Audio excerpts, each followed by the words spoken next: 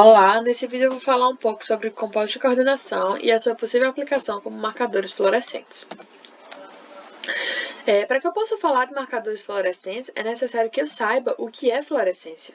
E para isso, eu vou partir da definição de luminescência, em que luminescência nada mais é do que a emissão de luz por uma substância quando ela é submetida a algum tipo de estímulo externo. Esse estímulo pode ser a luz, uma reação química ou uma radiação ionizante. Quando esse estímulo externo é a luz, nós temos então a fotoluminescência.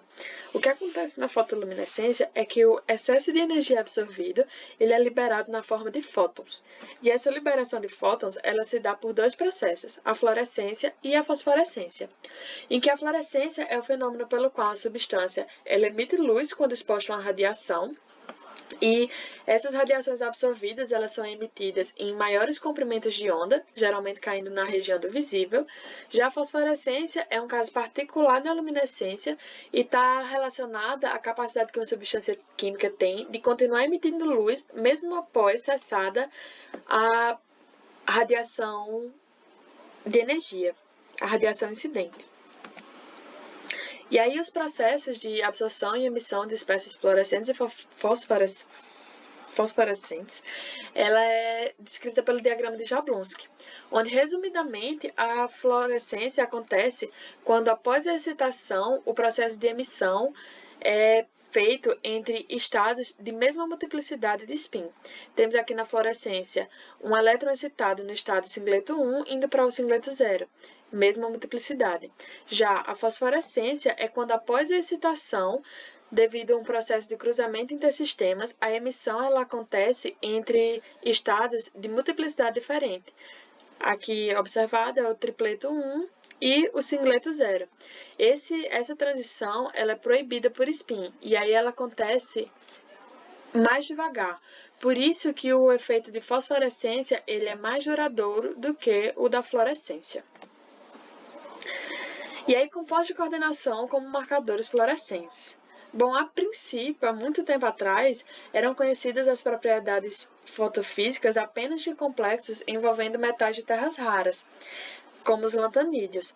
E aí, tanto os metais quanto esses elementos que possuem propriedades luminescentes, eles são amplamente utilizados na fabricação de lâmpadas fluorescentes, em aparelhos de diagnóstico médico, telas de televisores, computadores e celulares.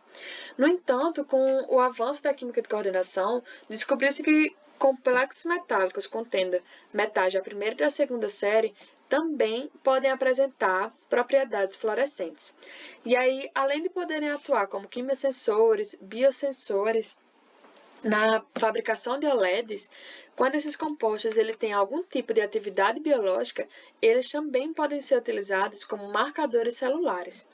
E aí, a utilização desses compostos fluorescentes com atividade biológica tem se mostrado uma ferramenta muito importante no estudo de células cancerígenas, porque a radiação eletromagnética na região do visível emitida por esses compostos, após uma excitação prévia, ela pode ser utilizada para avaliar a capacidade de permeabilidade desse composto através da membrana celular, assim como a acumulação em organelas específicas ou no núcleo, além de marcar células cancerígenas, diferenciando essas células de células saudáveis.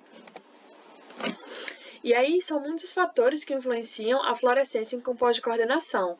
São eles a natureza do ligante, a posição do ligante na esfera de coordenação, as características do próprio centro metálico e também o ambiente químico, como a alteração de pH, de solvente, esse tipo de coisa. Mas dentre esses, o que mais influencia é a natureza do ligante. E características como a presença de ligações insaturadas, grupos cromóforos, sistemas pi conjugados e presença de grupos oxocromos, eles podem aumentar a fluorescência desse composto em questão. E quando em laboratório a gente detecta que um composto ele tem probabilidade de apresentar propriedades fluorescentes, são feitas 3 etapas básicas. A primeira é um teste de bancada, frente à incidência de radiação ultravioleta. Também a obtenção de seus espectros de fluorescência através do fluorímetro. E por último, se esse complexo tiver alguma atividade biológica já estudada previamente, pode ser feito DAP, que é um teste biológico que avalia a fluorescência de compostos em meio celular.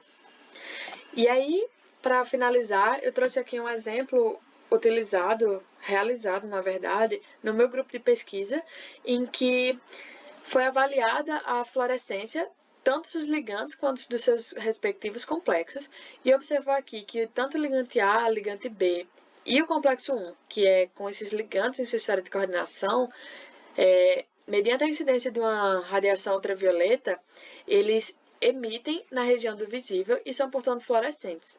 No entanto, o ligante C, ele apresenta uma fluorescência, no entanto, muito baixa, e o seu respectivo complexo, uma fluorescência menor ainda. E aí, esses três compostos aqui, eles já tiveram seus espectros de emissão obtidos e estão na fase de análise do DAP. E estão tendo resultados bastante promissores para uma possível aplicação como marcador biológico.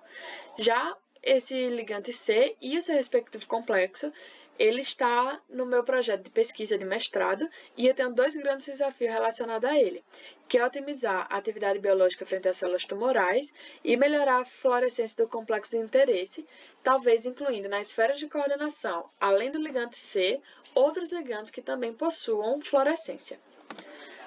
Agradeço por ter assistido até aqui e muito obrigada.